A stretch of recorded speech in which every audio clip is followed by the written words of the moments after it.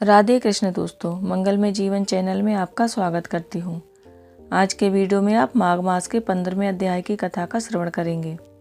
आइए कथा शुरू करते हैं। दत्तात्रेय जी कहने लगे कि हे राजन, प्रजापति ने पापों के नाश के लिए प्रयाग तीर्थ की रचना की।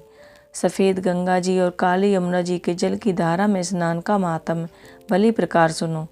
जो इस संगम में माघ मास में स्नान करता है वह गर्भ योनि में नहीं आता। भगवान विष्णु के दुर्गम माघ मास में तीर्थराज प्रयाग में स्नान करने से सब पाप नष्ट हो जाते हैं।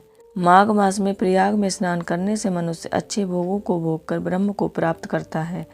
माघ मास तथा मकर के सूर्य में जो प्रयाग में स्नान करता है उसके पुण्यों की गिनती चित्रगुप्त भी नहीं कर सकता। 100 वर्ष तक निराहार रहकर जो पुण्य प्राप्त होता है वही पुण्य माघ मास में 3 दिन प्रयाग में स्नान करने से होता है। जो फल माघ मास में 3 दिन प्रयाग में स्नान करने से होता है, जो 100 वर्ष तक योगाभ्यास करने से मिलता है।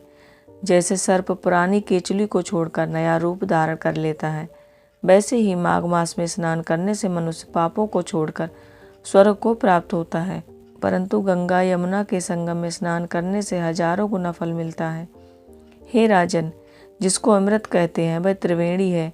ब्रह्मा, शिव, रुद्र, आदित्य, मरुतगण, गंधर्व, लोकपाल, यक्ष, गुहा, किन्नर, अणिमादि आदि गुणों से युक्त सिद्ध तत्वज्ञानी ब्रह्मा, ब्राह्मणी, पार्वती, लक्ष्मी, सची, नयना, दिति, अदिति, संपूर्ण देव पत्नियां तथा नागों की स्त्रियां, घृताची, मेनका, उर्वशी, रंभा, तिलोत्तमा, अप्सरा गण और सब पितर, मनुष्य गण, कलयुग में गुप्त और सतयुग आदि में प्रत्यक्ष सब देवता माघ मास में स्नान करने के लिए आते हैं।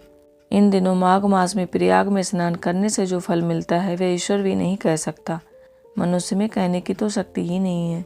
हजारों या अश्वमेध यज्ञ से भी यह फल प्राप्त नहीं होता जो माघ मास के स्नान से प्राप्त होता है। पूर्व समय में कंचन मालिनी ने इस स्नान का फल राक्षस को दिया था और इससे वह पापी मुक्त हो गया था। माघ मास के 15वें अध्याय की कथा यहीं पर समाप्त होती है। आशा करती हूँ आज का वीडियो आपको पसंद आया होगा। अगर वीडियो पसंद आया तो चैनल को लाइक, शेयर एंड सब्सक्राइब करें। भगवान श्री हरि विष्णु की कृपा आप सभी पर बनी रहे, ऐसी ईश्वर से प्रार्थना करती हूँ। राधे कृष्ण।